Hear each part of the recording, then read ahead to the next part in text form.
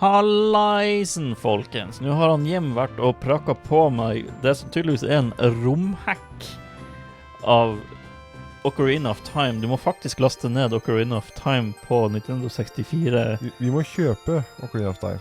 Jeg har det. Det står en eller annen plass bak deg. Jeg tror faktisk jeg ser Majora's Mask på hylla akkurat nå. Det er ikke Ocarina of Time. Nei, men så du må uansett så må du hacke det til å få det til å bli et Phoenix Wright-spill, I guess. Yes. Og alt det han har gjort, han har sendt meg en video. Jeg har ikke sett videoen egentlig mer enn at jeg skjønte konseptet.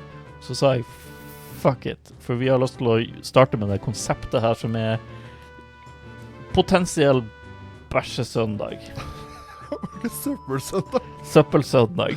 Trash Tuesday.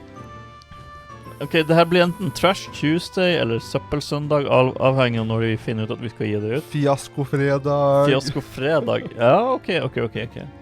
Så Manur Mandag. ok, ting er fortsatt under utvikling akkurat der. Waste Wednesday.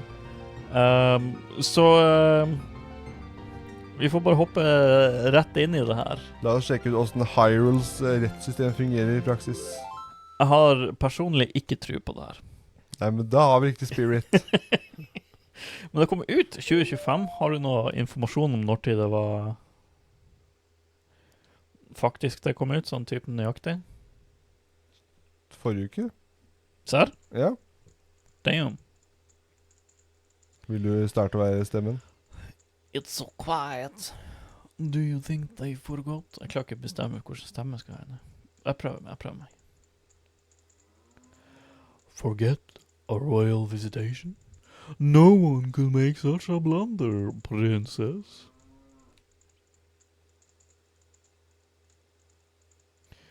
Well, I guess I should just go in then. Oh, Princess Zelda. Lord. Seriøst? Så mye ketchup overalt.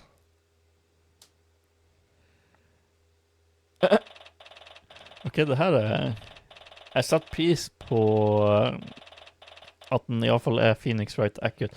Så problemet mitt er ikke Phoenix Wright. Jeg liker Phoenix Wright veldig godt. Jeg spilte en god del av dem. Du liker ikke selv. Ja! Jeg liker egentlig personlig ikke Ocarina of Time. You would think that after so many years of doing this, I'd be used to this stress. So why am I shaking? Gah! I guess it's a lot worse when it's your friend's life's on the line. Come on, better look professional. She can't see you like this. Speaking of her though, where is she anyway? 10 out of 10 acting. Hey, you over there! What is it, Tony? The trial isn't starting yet. Very well soon, right? Would you happen to know why my client isn't here yet? I didn't get to speak much with her when she was arrested, so I was hoping I could at least exchange a word with her now. Well, you were the only one with the idea. Han har på utplassering for Nav, eller? Slutt da. Det er slemt. I believe she's currently in the prosecutor's lobby. You wanted to talk to her as well. What? What is up with this guy? He talks like an idiot. He bars me from the crime scene, blocks my detention center visits, and now this. Og han snakker om prosecutor. Not to worry, she will definitely be here before the trial. Great, that will be a joyous 5 minutes indeed. But there's nothing I can do but wait. 10 out of 10. So we wait. Sometime later. Okay, this is ridiculous. How much longer can he keep her? Oh, see, this is to get over it. Jeg føler jeg får flere kromosomer mens tiden går. Ja, vi må skytte oss før han ikke har noen igjen. Ja, vil du ha? Is something wrong? Did I hear shouting? Hvis det der er de to som er liksom hovedpersonen, så blir du sittende og snakke med deg selv. Ikke at jeg har noe imot. Vil du gjøre et forsøk? Is something wrong? Did I hear you shouting? So much for looking professional. No. Don't worry, everything's fine.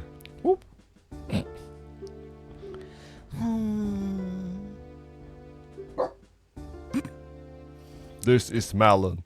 Ever since we met in Hyrule Castle Town all those years ago, we've been great friends. Her heart's in the right place. I know she cared deeply about her father.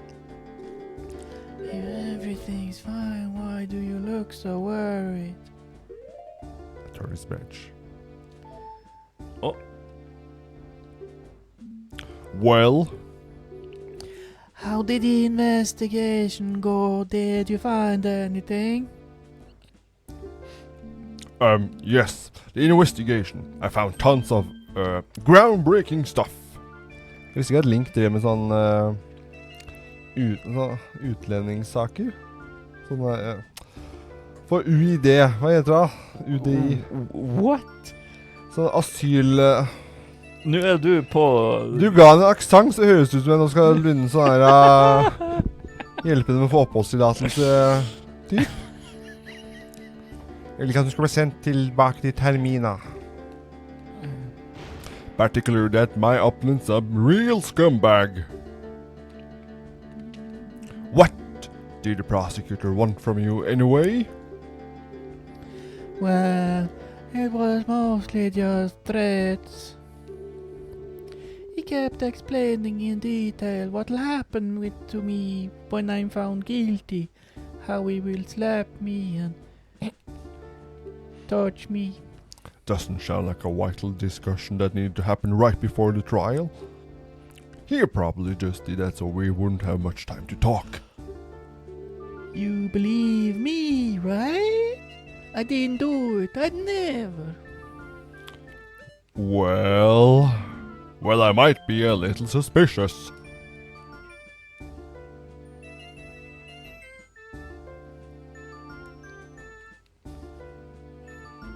Suspicious. Okay. Oh, very funny. Ha! Sorry. Of course I believe you. Although, I'll be honest, things aren't looking very good right now. All I did was stab him a little bit. What's that you got there? It's my stab recipe. Oh, this is just a pictograph of father I carry around to remember his corpse. I just can't believe he's gone. Your father looks suspiciously much like Mario. That's not an original joke. I wish I knew how to cheer her up right now. Oh, don't touch me. I'm not very good at handling emotional clients. Hey! Oh, vänta, hey, listen. Hey, you know, that pictograph would be really useful for the trial. Oh, how so? Well, you look so happy together. I can present it to show that you two had a great relationship. You really think so?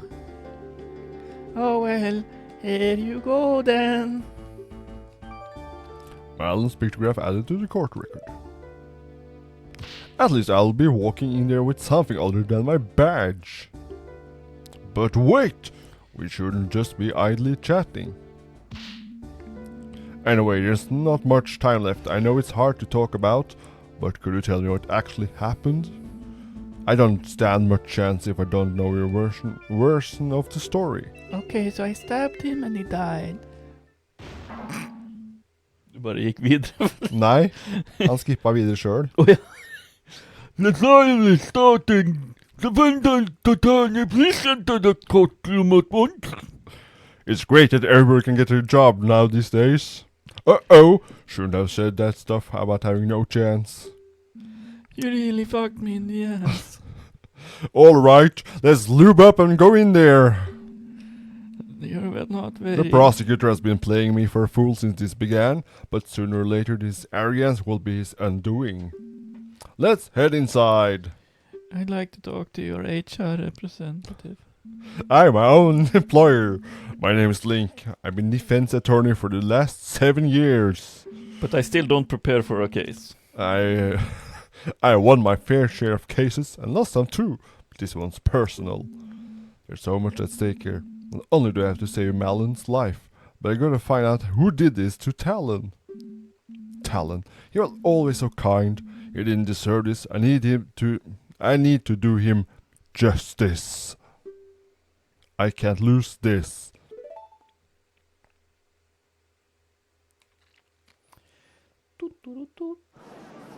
Ok, har du noen flere karakterer du ser her som du vil ha? Court is now in session for a trial Whoa. of Malon of Loon Ranch. Du skal ikke rope.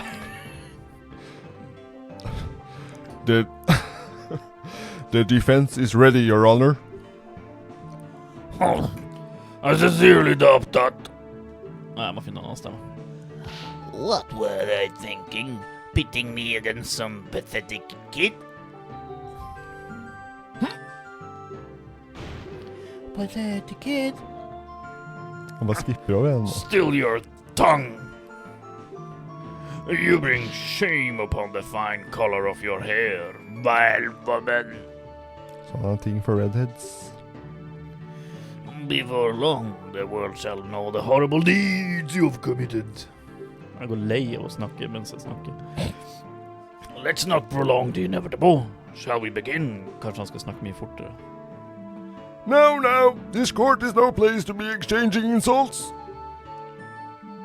Since the prosecution seems ready as well, let's hear their opening statement. The opening statement should also be close to one. The girl did it. Obvious. She killed her own father in cold blood. All that she could have done to herself.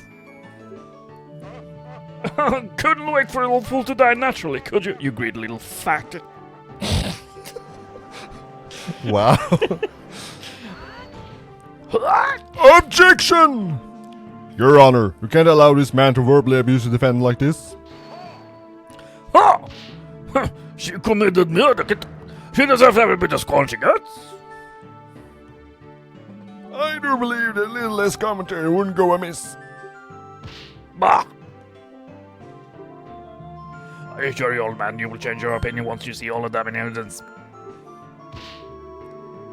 How can I speak to a judge like that? Ganondorf Dragmire. Looks like I've been lucky to avoid meeting this man until now. The stories I've heard about him must be true. He has a huge cock. A boorish barbarian of a man, hailing from the Gerudo province. That's racist. Apparently he prides himself on a nearly clean streak he's cultivated for decades.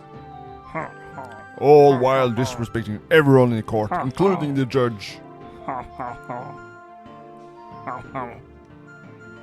I even heard some attorneys refer to him as King of Evil. Definitely has that look. At the very least, who wears full armor to court? Very well, please present your case to the court. You don't seem to like me talking, so I'll just get to the detective present of the basic. Oh. I just let the detective present the basic. Hvem tror du er detektiv? Bring impa! Det er ikke forstått av forstand. Jeg misser masse ord, men det går bra. Well, here we go. The first battle. I know Impa. She's quite competent detective. Which worries me. Wow. Please let her have made a mistake just this once. Ingen bias. Wow. Alright, stick your name in whatever it is you pretend to do. Vil du være dame? You never changed, do you, prosecutor? Any possible change will be for the worse. Now stop wasting time! Name and occupation! Oh, man. Very well. I am Impa, head detective of Shaker Force. Homicide Division. True for now, at least. Well, what are you waiting for? Start talking! You were the one assigned to this case, so you know all about it. I'll get your shit. Kan ikke få luft, vel? What calamity has befallen our kingdom? Pust igjen. Still can't be bothered to give a proper opening statement. I suppose I can do the prosecutor's job for him this once, for the sake of an unbiased look. Please go ahead, detective.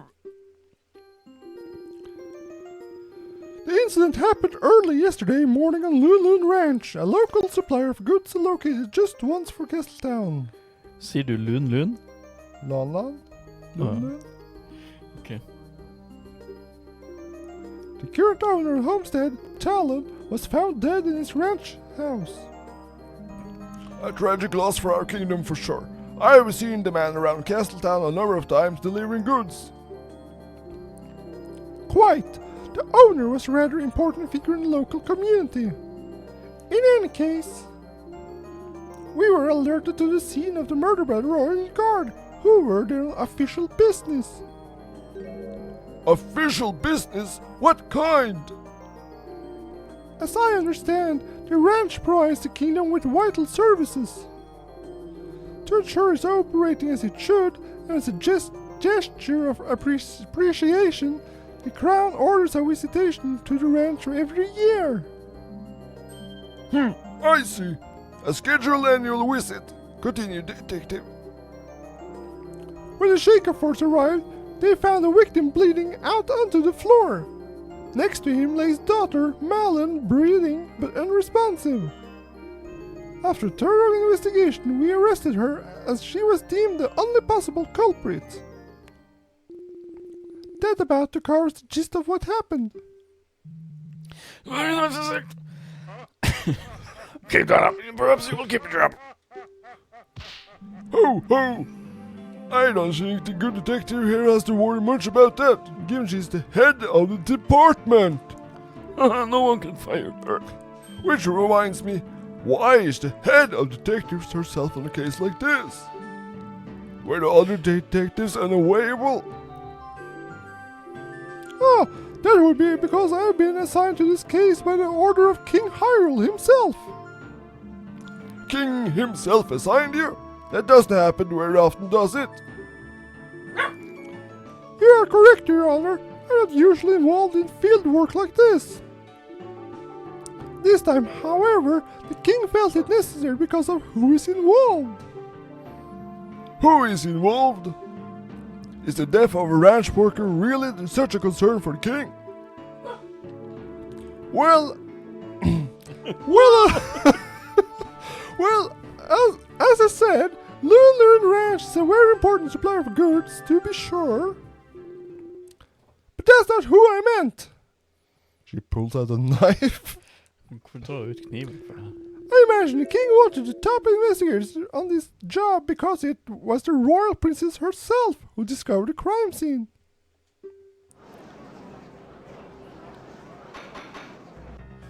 Don't you like my voice, Dago? Order!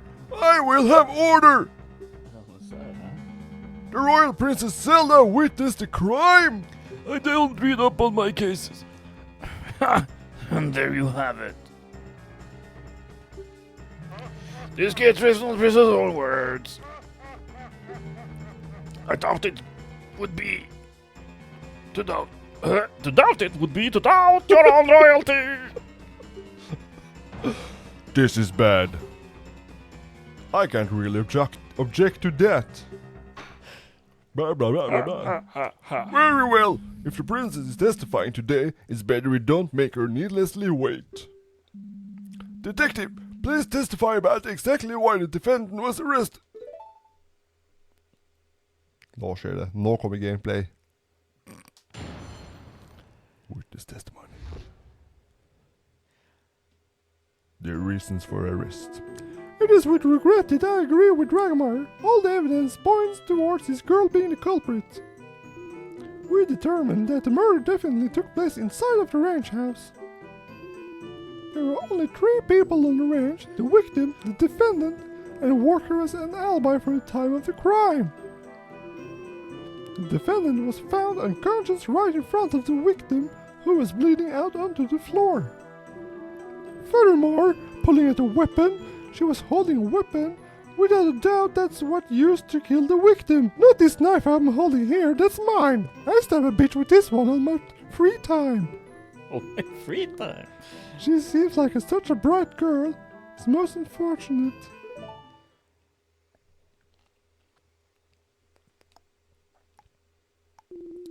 Your Honor, I would like to submit these pieces of evidence to the court. First, an autopsy report performed by Crown's top coroner. Autopsy report added to the court record. Here's what determined to be the murder weapon which we took from the defendant's hand. So? To make sure we had the correct weapon, we conducted a very thorough investigation. Naturally, we searched for everyone, thoroughly examined the ranch and its vicinity. Nothing unusual was found, but to be safe, we also checked the ranch inventory list to see whether anything was missing. The list matches the items we found on the ranch exactly, and nothing but the saw had fresh blood on it.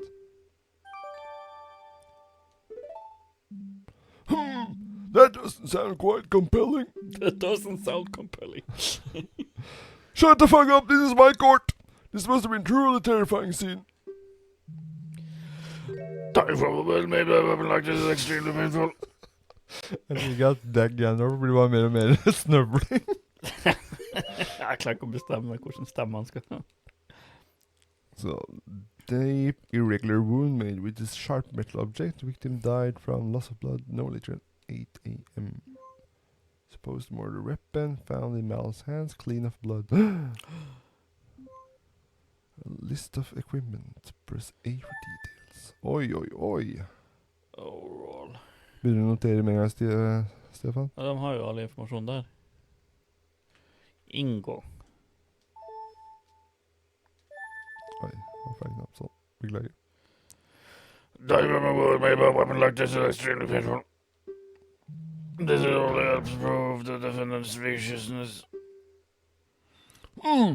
At this rate, they're going to paint Malin as some heartless monster. Føler at det begynner å bli nært dommeren. There is one more thing I could mention for the sake of completeness.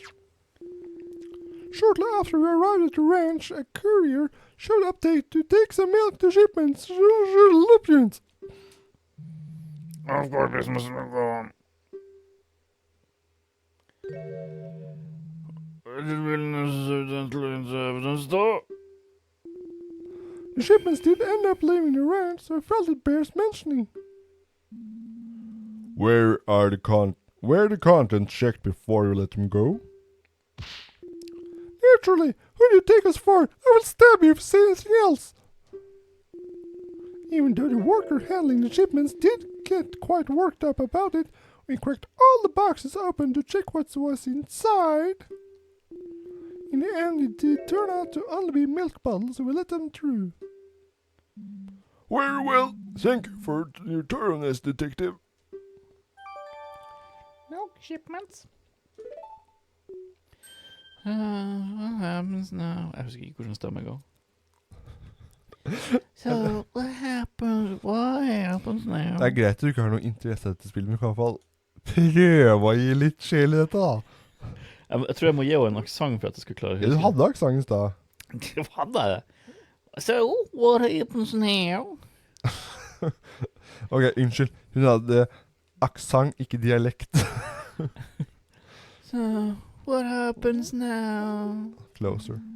Well, this is where I step in and perform a cross-examination. Oh, you're so big and strong. Oh, great. How does that work?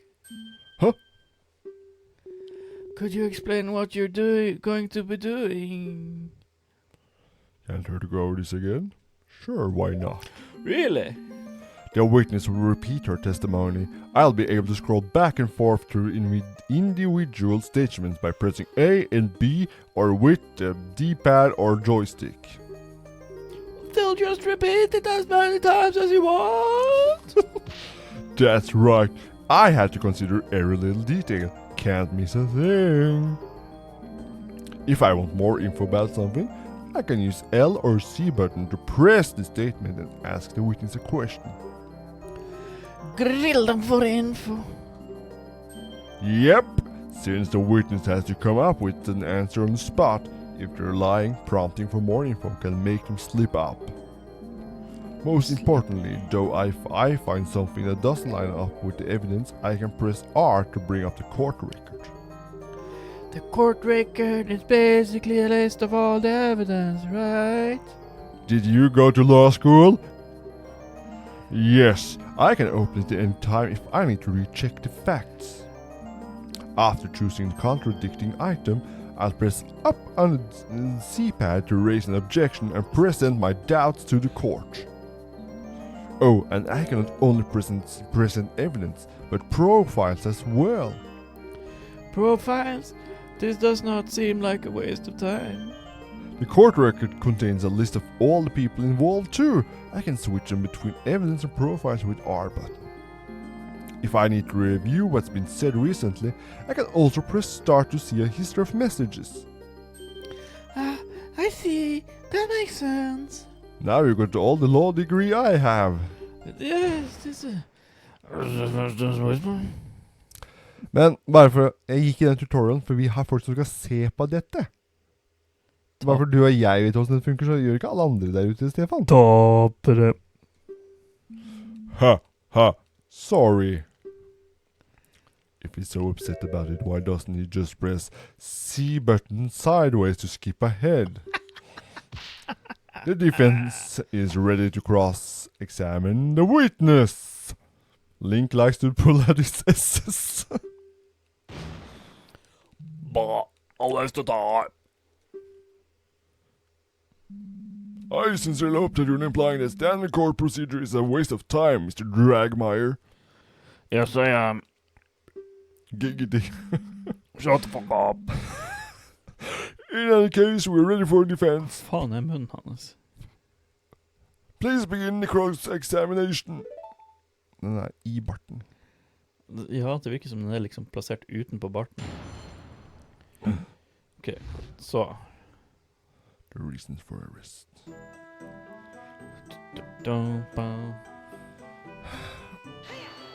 Hold it! What makes you think she's the culprit?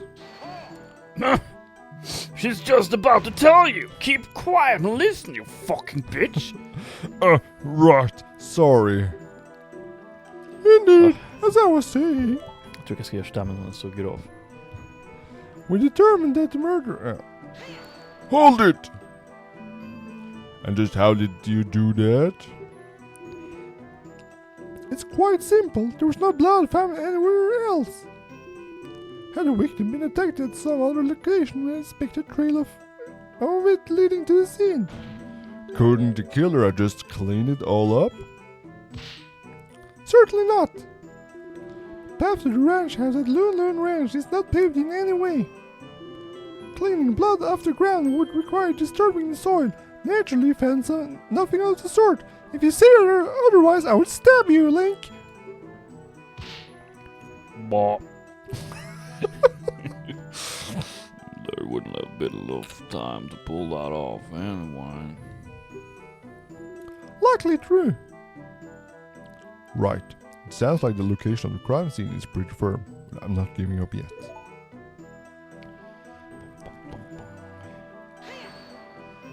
Pajak! 3 people, you say? Were there ends there? I guess that would have to be Mr. Ingo. Begynner å treffe igjen. Let me stop you before you start getting too excited. Jeg føler faen. Men main programmering som jeg har prøvd å naile inn en stemme, det var forskjellig fra gang til gang. Jeg må finne den, ok? Det her er en kunst, jeg er ikke en voice actor. If you listen to what the detective said, you've noticed that she's mentioned an alibi.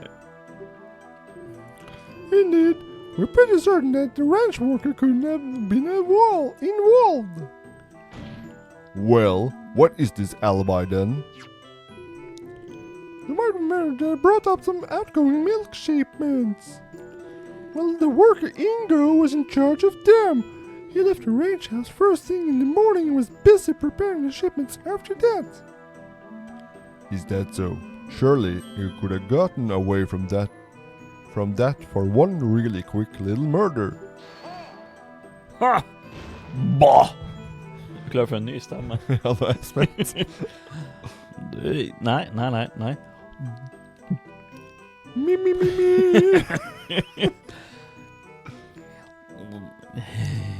This wouldn't just be a quick little murder, as you so crudely put it.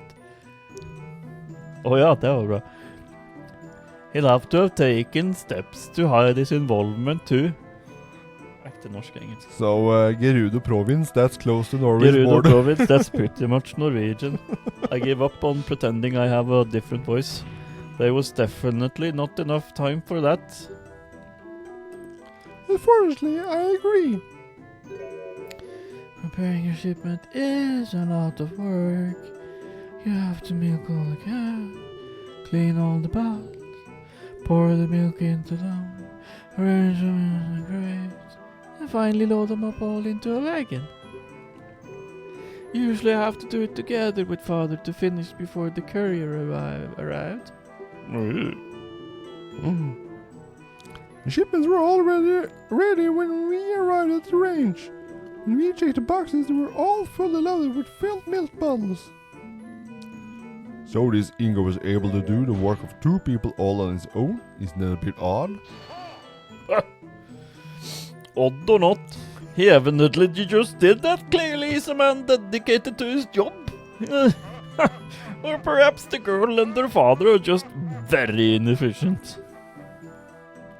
This whole thing seems awfully suspicious if you ask me, but I guess I have nothing to dispute it with. Hayak. Malin fainted? Correct!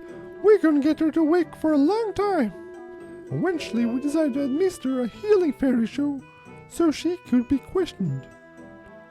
I guess finding the body was just that much of a shock, huh? Probably just pretending, trying to make it look like she had merely found the body. Innit? In I'm sorry, I got something in my throat. In any event. Furthermore, she was holding a rubber roll. And how can you be so sure of this? Look at the autopsy report. Deep irregular woods made with a sharp metal object, this one I'm holding here. So was the only sharp implement in the range house that would produce such a wound. And as I already mentioned, we also looked closely at all other sharper things on the range, but none had reason to have blood on them. That still doesn't necessarily mean the saw was the murder weapon. Maybe the real culprit hid the real one. Oh yeah, prove it then. Show us the real weapon. Well, definitely don't have any way to do that. Still, something bothers me about that saw. So, you have nothing? What a waste of time. I want to produce an alibi, now a weapon. Oh, it was this button. Huh! This seems like fairly large oversight. I just want to make sure of something. The state the saw is currently in is how you found it in the crime scene? That's correct. That's strange, considering how much the victim bled out and how deep his wound was. Why is there no blood on the supposed murder weapon? Is that all you have? Huh? Naturally, the prosecutor has an explanation for why the saw is clean. I know you know the clean wounds, right? Behold, this cloth was found in the defendant's other hand. As you can plainly see, it is stained with blood. The defendant simply wiped the murder weapon in a futile attempt to hide her involvement. This is peak drama. If Malin was trying to hide her involvement, why didn't she just leave the crime scene? Bah! She's such a bitch. Obviously, she was trying to hide the body before the royal visitation arrived at the ranch, but she's so weak. So, unfortunately for her, it just so happened that the delegation arrived quite a bit earlier than scheduled. In a panic, she quickly wiped this off and pretended to faint to make it look like she just stumbled upon the scene, you know? Den stemmen, Stefan, det er 10 out of 10. Det er peak voice acting. Gah. Young lady, things are not looking very good for you right now. The court accepts the bloody cloth into the evidence. Let me sniff it real quick. So, what's the story with this cloth? It's my time of the month. Well, as I was doing a final check around the ranch Nesten at det gjør norsk også. I noticed part of the fence around the house paddock was damaged. Not entirely sure when that happened, but sometimes one of the horses just gets a bit rowdy, you know. Right. Anyway, I didn't want to bother Mr. Ingo about it, so I tried to be... But then the saw slipped, and I got my hand open. Oh, goddesses, are you okay? Well, it wasn't that bad. I got a ferie. I did bleed quite a lot though, so I used that cloth to... Jeg føler at det er norske den her også. So I used that cloth to quickly bandage the wound. Her gikk vi fra der halvveis sigøyner til erkebritisk. Jeg må finne ut hvordan jeg skal få distinkte den fra den veldig norske jeg gjør. I was actually going into the ranch house to ask father to help me with the fence.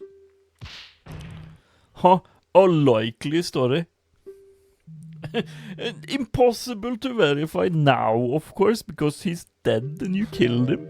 The Sheikah force had to use a fairy on the defendant to get her out of her supposed unconsciousness.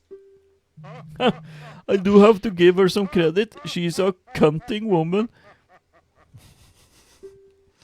She knew that would explain a sudden lack of any wound on her hand. Ho, ho, ho! Why, yes, fairies are wonderful. I have money in my Happy Pride! Just the other day I slammed my hand with a gavel and one took the pain off immediately. I'm addicted now. Opiates are powerful. Oh, don't mess with the fairies, man. Great, glad to know they're used for such important things. You know they die from that, right? Jeg elsker den backseat-kommentaren din. But dang it, too bad there's no way to tell whose blood's on the cloth. Maybe I need to do a taste test. I do believe this matter has been settled. I'm ready to call my next witness. Uh-oh, is that all I can get out of her? You've served your purpose, Sheikah. Begun. Fine! For the Rødt Brady julekalender. But you had the best treat! Faen, hvor best det var. Jeg mistet stemmen. But you had best treat her highness with respect. I'll see to it that you spend the night in the dungeons with the dragons. Do not presume to threaten me with violent sex, Sheikah. A night of darkness and solitude will be nothing but comfort for me because I'm a gloomy guy. Is that so? Call me later when you get off work. Temperature could fill the dungeon with lit candles for occasion, if you know what I mean.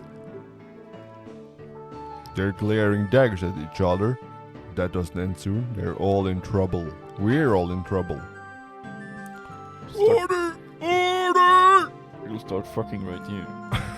I'm sure we treat your princess with utmost respect. You may step down, detective.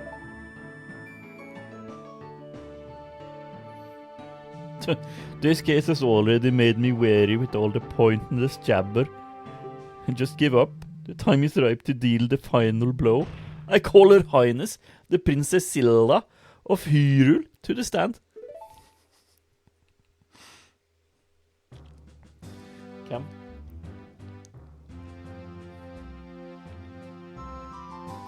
Da takker vi for oss for i dag. Da er vi, Det er 3 kvarter, faktisk. da er vi 3 kvarter inn.